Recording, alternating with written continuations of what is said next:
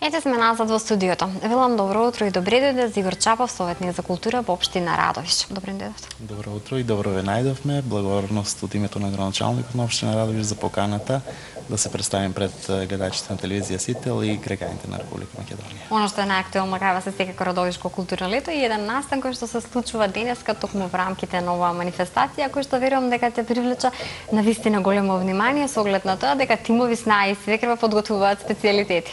Што ќе се случува денеска? Така, значи вечера имаме една манифестација нели која е дел од традиционалната програма на Радовишко културно лето.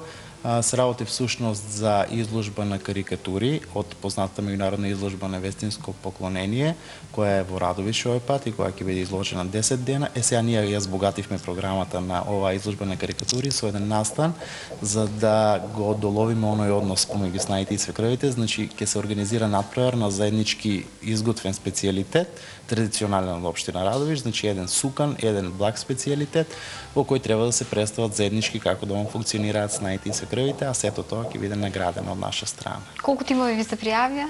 Соработуваат ли снаите и свекровите во Радовиш? Се надевам дека соработуваат, пријавувањето досега оди добро, но вечер на лице место. Значи на летната тераса ќе бидат изложени сите тие специјалитети, каде што ќе има посебна комисија која ќе ги прегледа и ќе ги награди најдобрите. Така. Ова е само еден од настаните, навистина имате богата програма. Како ја концепиравте, за каква публика е наменета? Така, значи програмата Радовишко културно лето традиционално под покровителство на Советот и градоначалникот на општина Радовиш, а секако во соработка со Центарот за култура Аца Караманов и Народната библиотека Браќа Милодиновци, секоја година всушност нуди одлична програма. Оваа година ни започна со уличниот фестивал Баскерфест, следуваше концертот на радовишкиот вокален солист Јордан Митев. Имаше неколку театарски представи, концерти. Еве и оваа недела значи продолжуваме и понатаму. Едноставно нудиме програма за сите генерации, од театарски представи, концерти, промоции на книги, ликовни колони, еве изложби на слики, така да се надеваме дека целото лето ќе биде исполнето со настани за граѓаните на општина Радовиш. Кои се оние настани кои што навистина ви сакале да ги издвоите како нешто што е дел од Радовишко културно лето, а досега немале можност радовишани да го видат? Па добро, еве најтрадиционален настан кој е дел од Радовишкото културно лето, а кој се одржува веќе неколку години, тоа е прославата на празникот на патронот и заштитник на градот Радовиш, тоа е Свети Спасо Радовишки. Тоа е манифестација која се одржува на 20, 21 и 22 август, значи трае 3 дена.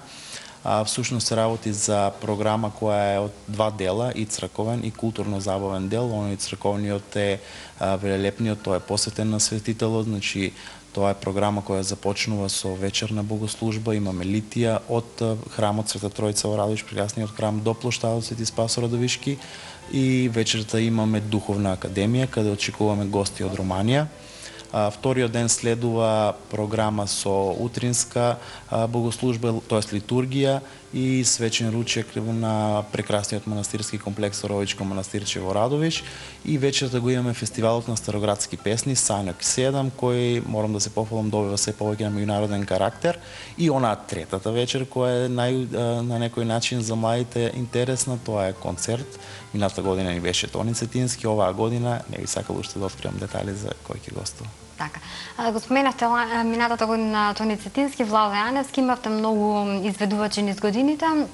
Како реагира публиката? Кои се настаните кои што се најпосетувани со оглед на тоа дека имате и театарски представи, промоции, изложби, музички концерти? Па, ја би се пофалил со посетеност на сите настани. Значи, театарските представи нормално си е за онаа публика го си е повеќе за театарот, меѓутоа сепак за младите морам да пофалам дека повеќе го ги посетуваат концертите. Значи, ланскиот концерт беше прекрасно посетен и од Радовиш и од соседните општини, па дури и од оние општини кои ни се збратимени од останатите држави. Така да очекуваме и оваа година да бидат посетени сите настани од Радовишко културно лето. Кога се работи за настаните, како ги осмислувате да видат претежно во текот на викендот или пак ги има во текот на целата недела, и колку театрите од другите градови во Македонија имаат интерес да настапуваат за да може и радовишката публика да види што се случува на македонската театарска сцена? Па така, всушност театарските представи ние ги исполнуваме во текот на цела година во соработка со Центарот за култура.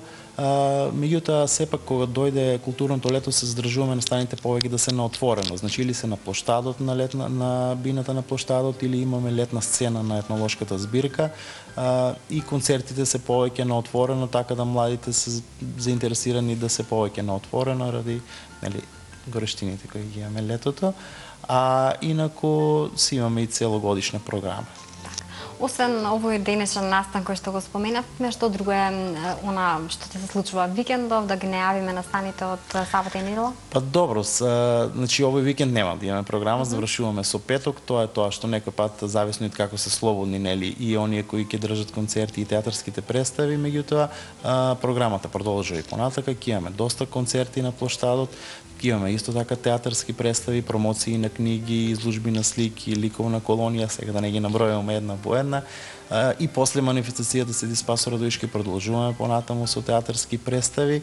И она што следува малце подоцна, тоа е една манифестација која започнавме и лани, Самунем Татлија, таа ќе се одржува во октомври, која исто така е назначен настан за општина Радовиш. Добро, накратко да чуеме за каква манифестација се работи, што е толку карактеристична за неа? Па да, таа е всушност представување на најтрадиционалните јадења од општина Радовиш, тоа се самунот и татлијата. Значи, оваа година ја збогатуваме програмата, минатата беше еднодневна, сега ќе биде повеќе дневна, ќе имаме доста богата програма, значи и од естрадата и од уметноста, така да за тоа понатаму ќе откриеме. За работи на културата во Радовиш во текот на целата година. Така, да. Јас ви благодарам што допатувавте од Радовиш да видите дел од Ја сакам Македонија и она што се случува на Радовишко културно лето да им го представите на нашите гледачи. Отворена покана за сите кои што случајно или намерно ќе бидат во Радовиш летово да посетат некој од настаните. Така, благодарам и на вас уште еднаш за поканата.